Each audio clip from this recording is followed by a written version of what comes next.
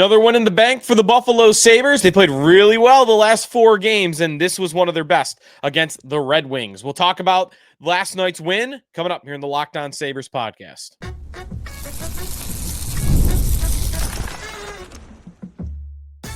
You're Locked On Sabres, your daily podcast on the Buffalo Sabres. Part of the Locked On Podcast Network, your team every day. What is up, everybody, and welcome into this Thursday edition of the Locked On Sabres podcast. Thanks for making us your first listen every day.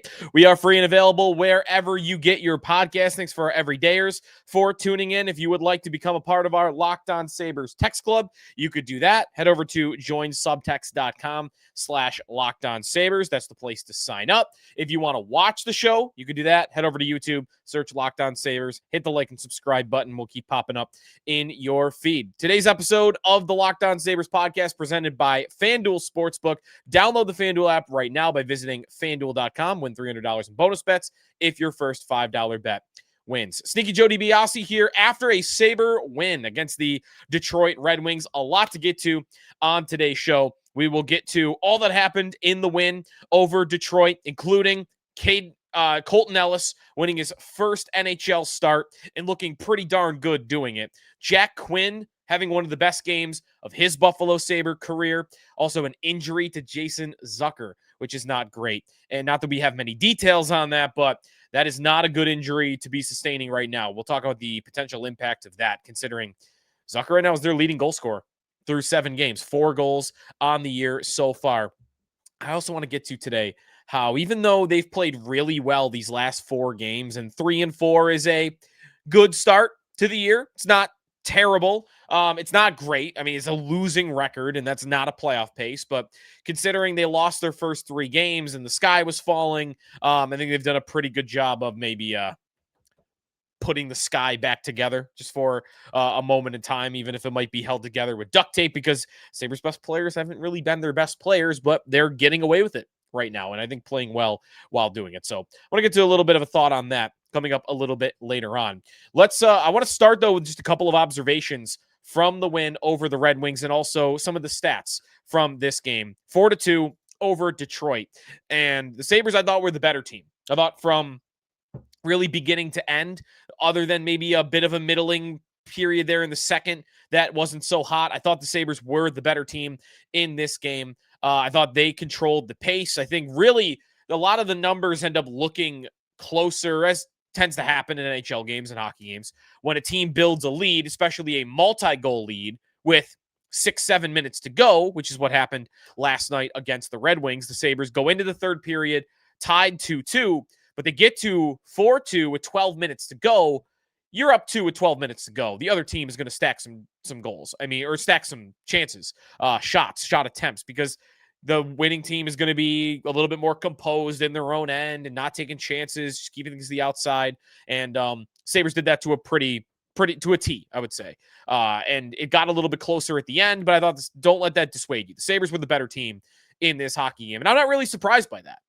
The Red Wings, every year, every time the Sabres play them, I don't want to sound like a broken record, but I just don't think they're as good as these little hot streaks that they have every year. This year just happened to be at the beginning. That team last night, I mean, you watched the games last 2 nights. Fans, tell me, listeners, you tell me who you think looks like a more dangerous team for the long term, Montreal or Detroit? Because I don't even think it's close. I think the Canadiens are a legitimately good team, and the Red Wings I would expect to fall back down to earth below a playoff pace. So in this game, 31-29 shots on goal in favor of the Sabres.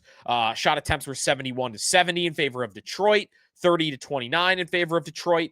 Expected goals in this game actually were in favor of the Red Wings. It's a good stat for Colton Ellis. 4.2 expected goals for Detroit. That includes power play. Sabres were at 4.0. What that means is Colton Ellis outplayed John Gibson in this game.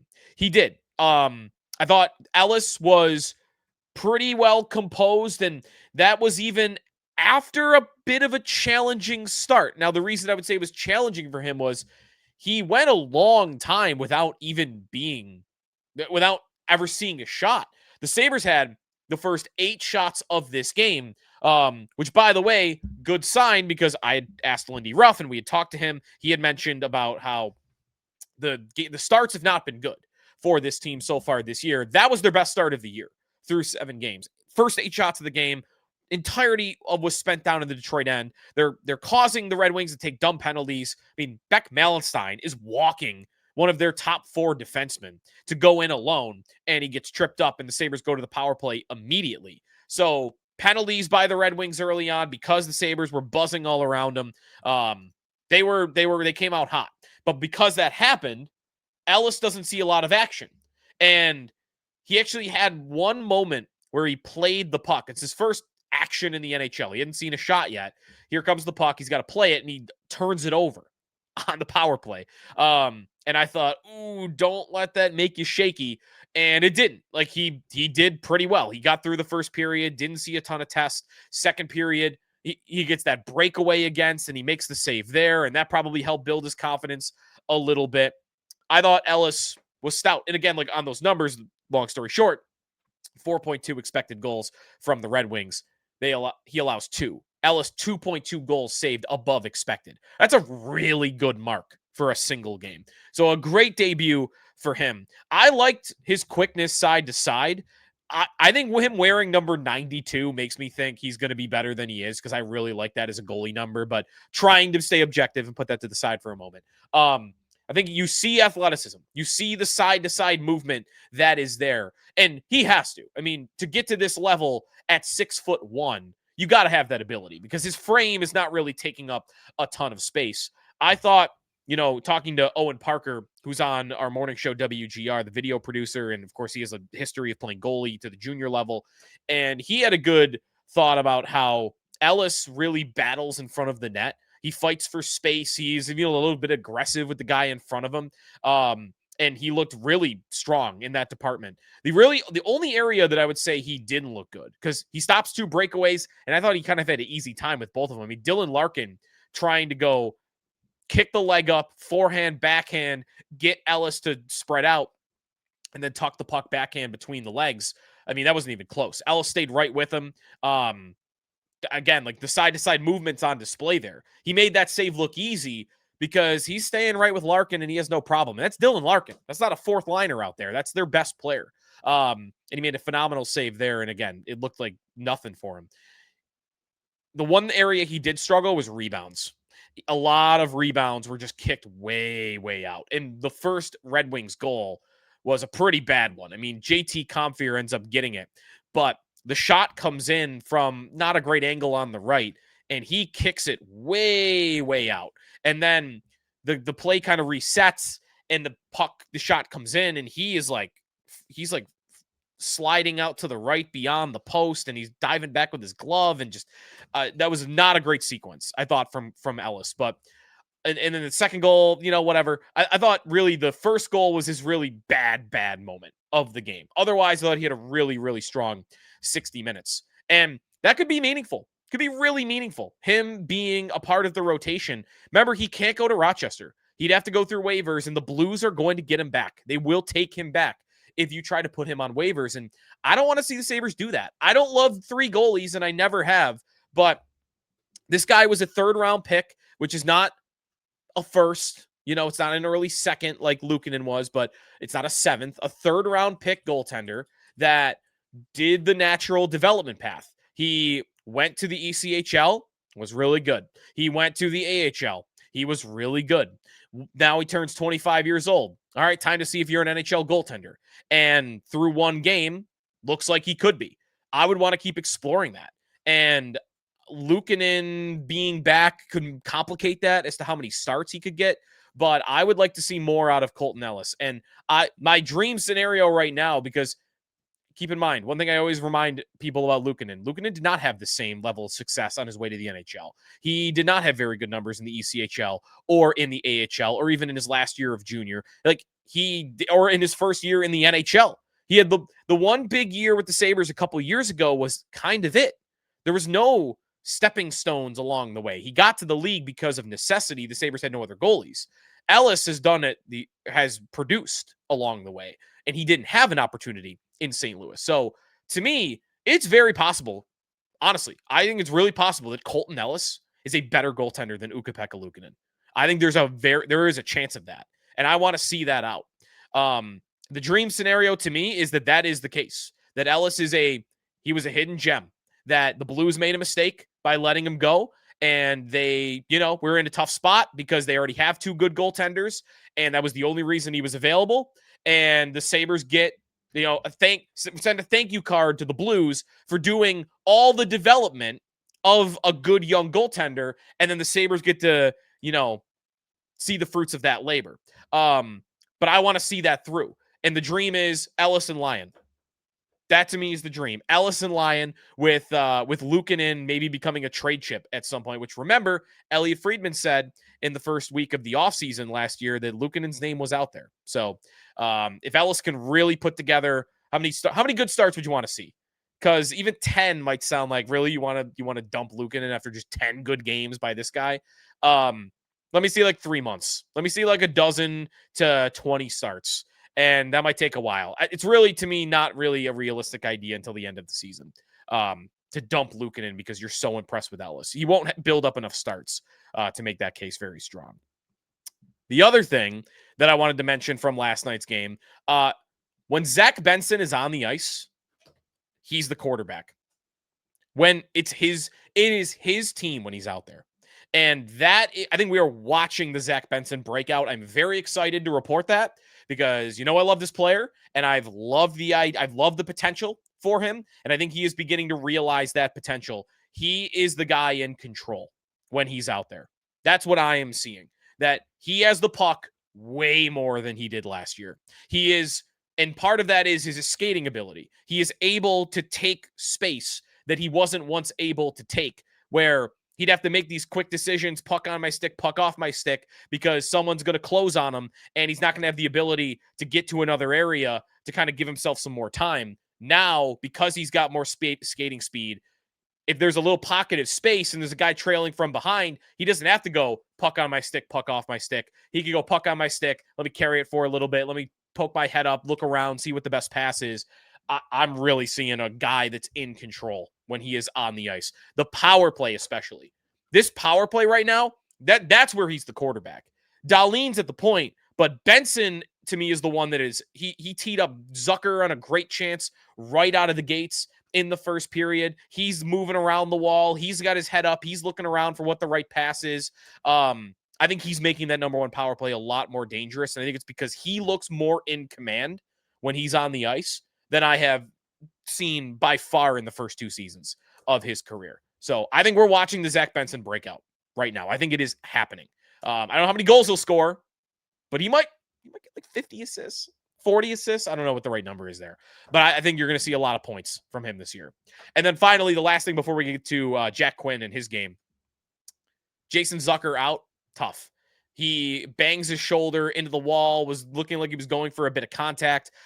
He immediately kind of grabs it and he goes to the room. It's not official that it is a shoulder, by the way. I guess it could have been his elbow or his bicep area. It looked like a shoulder to me. Really hoping he's not out because I've liked him at the start of this year. I think Zucker, who could have been a regression candidate, right? Like he's had some down years in the recent past.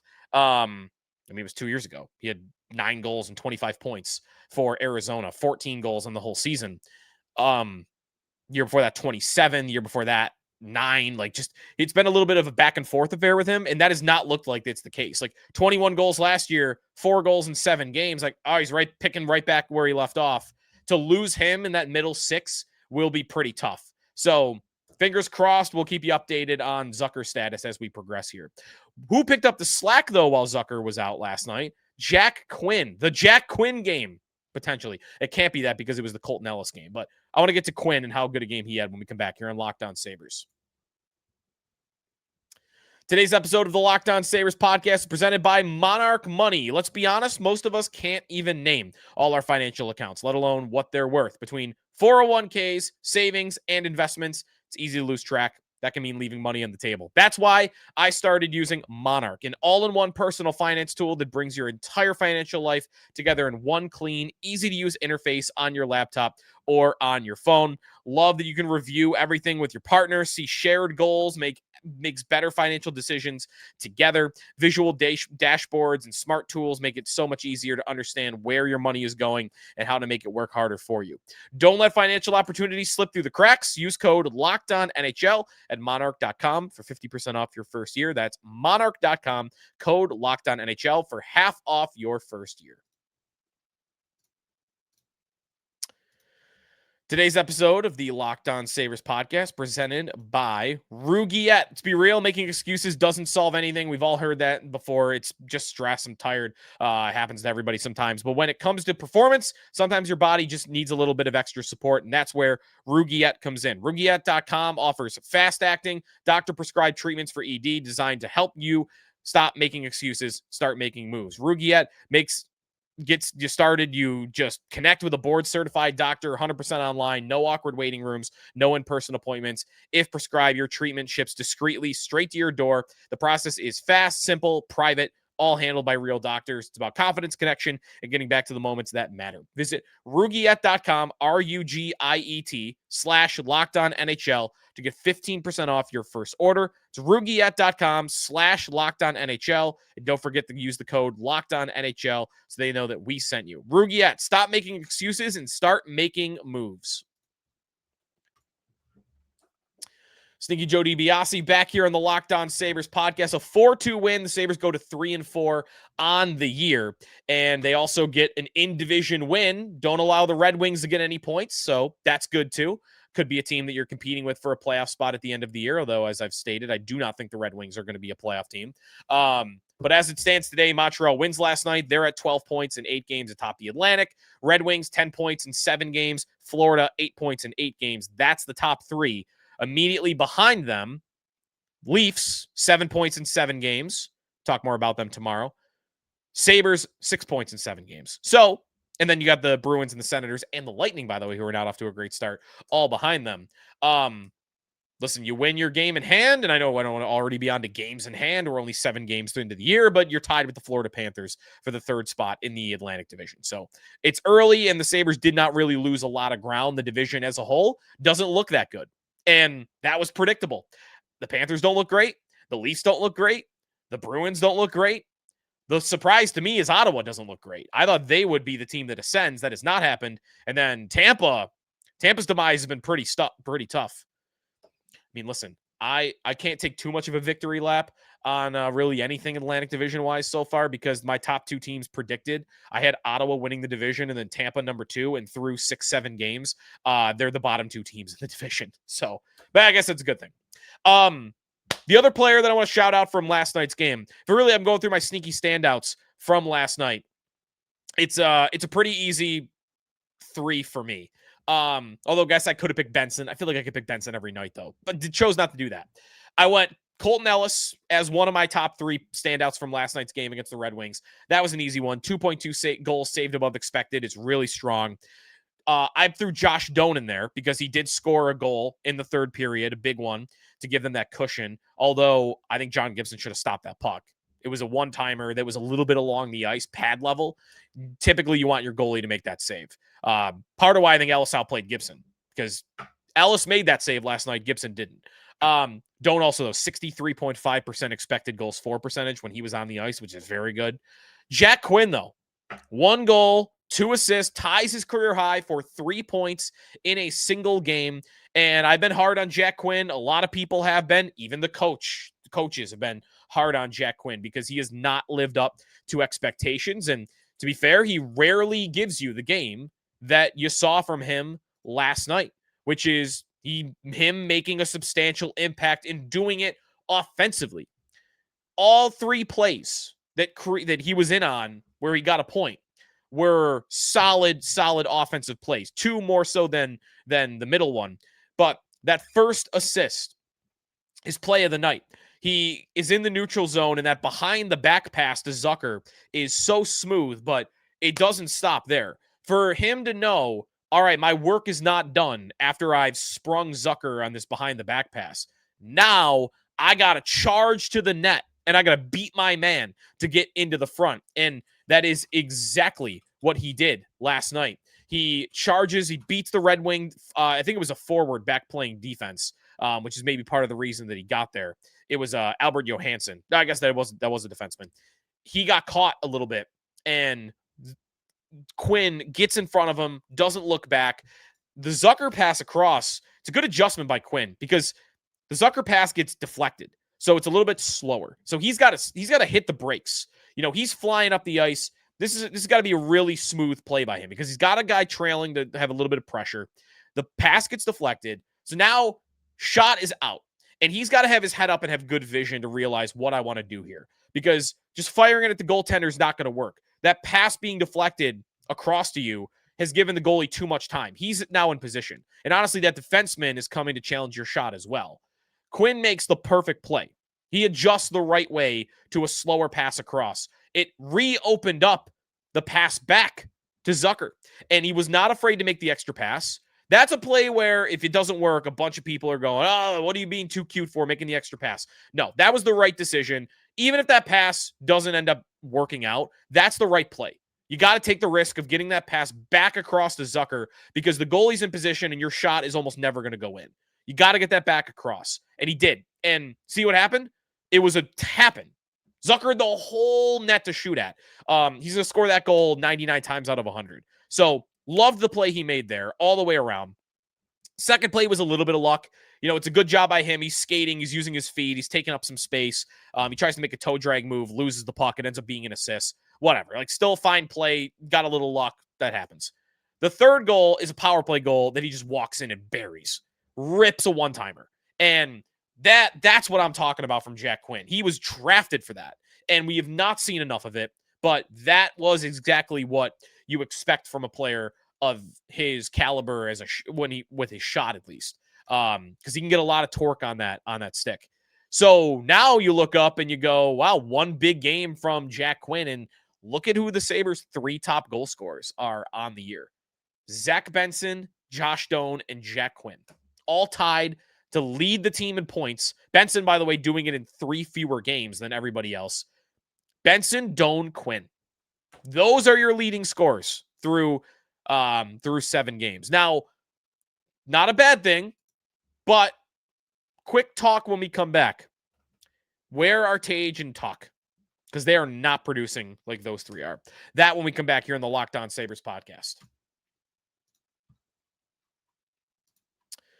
Today's episode of the Locked On Sabres podcast is presented by FanDuel Sportsbook. The NFL season is here, and FanDuel has an offer that you do not want to miss. It's not just the NFL, though. It's the NHL. It's the NBA now firing up. A lot of good stuff. Right now, new customers can bet just $5. You get $300 in bonus bets if you win. That's right. Pick a bet.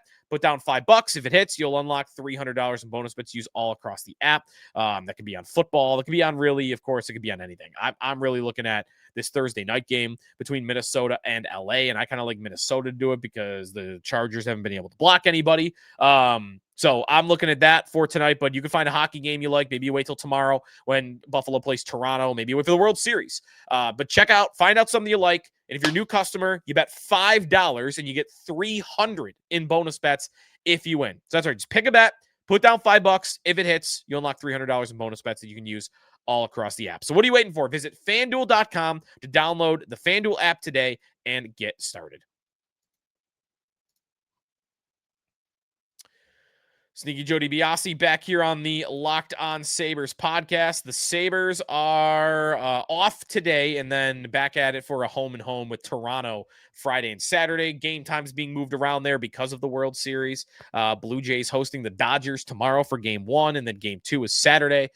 And the Leafs host the Sabres. So Friday moves from 7:30 to 7 in Buffalo. Saturday moves from 7 to 5 in Toronto.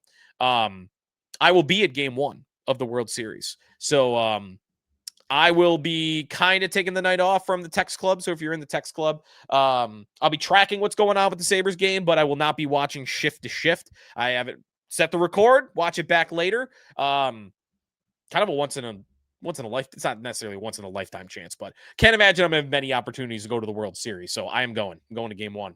By the way, I'm wearing a Sabre jersey. I don't know. Share an opinion if you have a thought on this. I don't have a Blue Jays jersey or anything. I got actually a blue and gold Blue Jays hat, coincidentally. So kind of matches up with the Sabre jersey. So if you're looking in the crowd, or if you're going, look for the white Jim Lorenz Sabre jersey, and you should find me. Home and home with Toronto. Can't wait for it. Not yet, though. I don't want to get to that game yet. We'll talk about it tomorrow. Alex Tuch and Tage Thompson. Should we be worried at all about these two? My answer to that question is maybe. Maybe with one of them. Tuch would be the one. Thompson, 1 goal, 3 assists in 7 games. And the 1 goal, he didn't really beat a goalie cleanly. I mean, he did, but it was a wrist shot from the point, no traffic in front. A goal's not going to go in very often, but he is coming close. And that's why I'm not really that worried about Tage. He leads the team in shot attempts. In fact, he's 9th in the NHL. He's getting looks. And I think eventually they're going to start going in. Last night, he had one right on the goal line. He had one that came across him on one of the early power plays, and he tried to slide it underneath the goalie. He didn't get it. He had the one play where he came in with speed through the offensive zone, and he went between the legs, the Tim Connolly move, and he whipped a backhand right on, but he hit John Gibson kind of in the center of the chest. You're seeing these chances. I think they're coming. I think the goals are coming for Tage. Sure.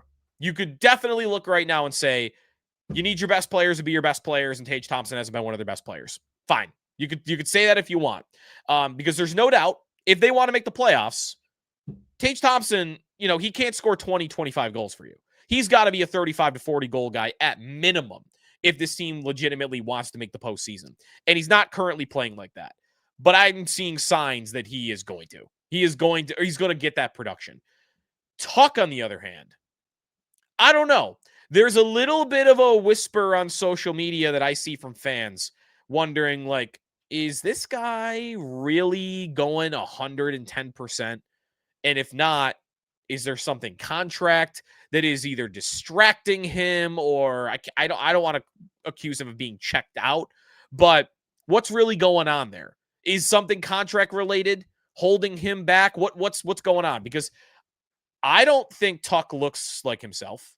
I'm not seeing him. He is in his best. He is involved on every play because he's so fast and he's so long with that stick and his height that, like, you see him influencing every shift that he's out there.